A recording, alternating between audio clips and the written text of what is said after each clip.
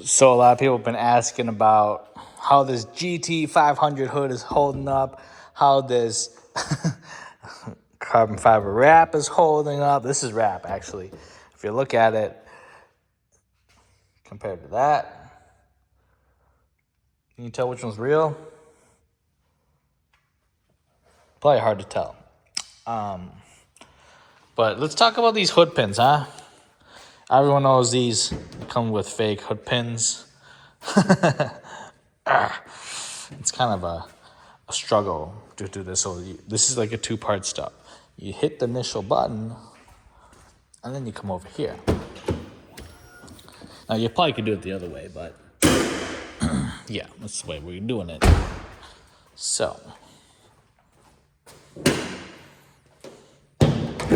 boom, something like that. And then we go, voila. Hey. So, I took off the shield, the splash shield, so I could show it a lot better. But this hood comes with like this pre-indented hole for your hood pins. It's really cool, but it's not the end of the world. They're there. It looks kind of okay. It's kind of cool. I was like, sweet, that's a freaking cool design, And then you just drill your hole down and everything's going to work and align really nicely. But then, like, where it ended up, honestly, it wasn't very good. So we had to get a little custom. And I know I didn't show you live on video doing it because it was bad. Like, it was bad. And you probably, what the heck? I used some angled washers here. And you're probably like, what the? These are at the wrong angle, They're angled. What the heck is going on? I've never seen hood pins installed like that. Normally they go straight up. And yes, that is true. But let me show you something here. So when you close this hood, you can already tell how angled that is. It's not a flat hood. And it's just not going to work. So I don't know if you can even see that hood pin. So between the two, it could have been straight, but it was just not going to work.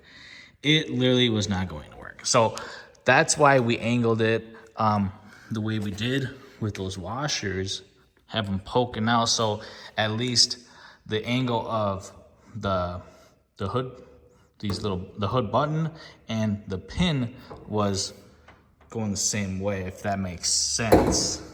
See? So for anyone roast me, I ain't the best installing this.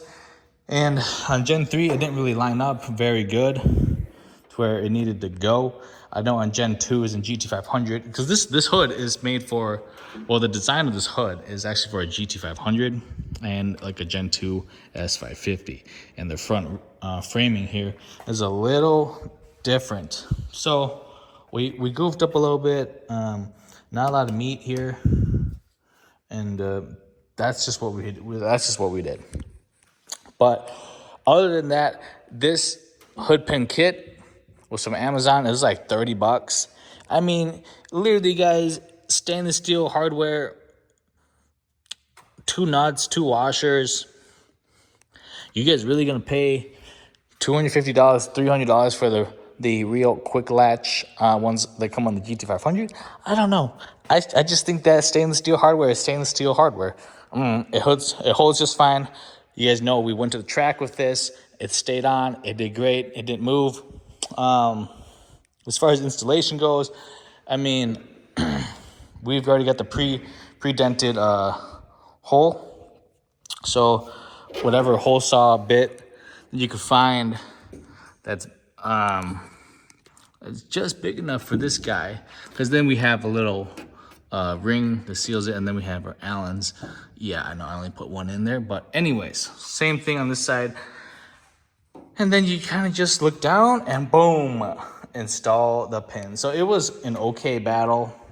I didn't show much because it was a lot harder than just drilling straight down and just expecting the pins to work. Maybe I'm a rookie. I don't know.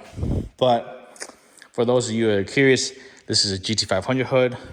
GT500KR hood that I got locally at Skystar Auto Parts right here in Minnesota. I'll link their Facebook, and then I'll also link these 2.5-inch hood pins. This is really good stuff, really nice. I'm really a big fan of those.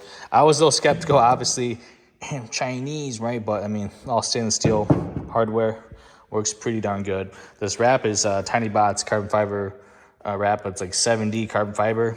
I think it looks all right. I don't know. If you guys don't know, wraps come 5 feet tall lengths. And this hood is, I think, over 5 feet tall. So it gets kind of tricky to fully stretch it up to here. And then we had some problems because then it would line up like right here. Like what the, and then being carbon fiber, you know, obviously stretching carbon fiber, you know, we goofed up right here. If you can see that, because we had to stretch it. And it's like, what the, so keep that in mind. This hood is very kind of hard to wrap. Not the end of the world. I like it. I don't know. I didn't really want to paint it and then go to a road course right away with it and then dent everything up, right? Real carbon fiber? I don't know. Not a fan. Just saying. But other than that, we got plenty of heat extraction going on here. And people that don't understand heat extraction, it is so good, so needed for a car that actually road course. It gets hot under here with boost, with headers. It just gets hot under here, and the overall health of your car, it's just a benefit, right? We do have rain guards that I didn't install because why would I install that, right? I barely drive it in the rain anyways because I got the slicks. But overall, this is an aluminum hood. For those curious, aluminum hood. I reused my hood latch here. So I've got 3 points of contact or anchors. So yeah, other than that, works pretty darn good. Yeah, I don't know what else to really explain. That's how I did the hood latches. People that are curious, I'll do another shot. Some people might be able to get it to work without these angled washers, but I mean, we tried it. It actually came down right here in this hole. Obviously, it's right in line, right? And it would not go in. Like I said, maybe we're just bad, you know, but it didn't go in right there. So we did this. So I don't know, it works. It works. You know, we're not the best. Yeah. This is $30 from Amazon. So I'll link both these things. I'll link this from Amazon, and then I'll link the hood from Skystar Auto Parts. So quick video, quick rundown of how we did these hood pins. People are gonna roast me, but is what it is. Peace out.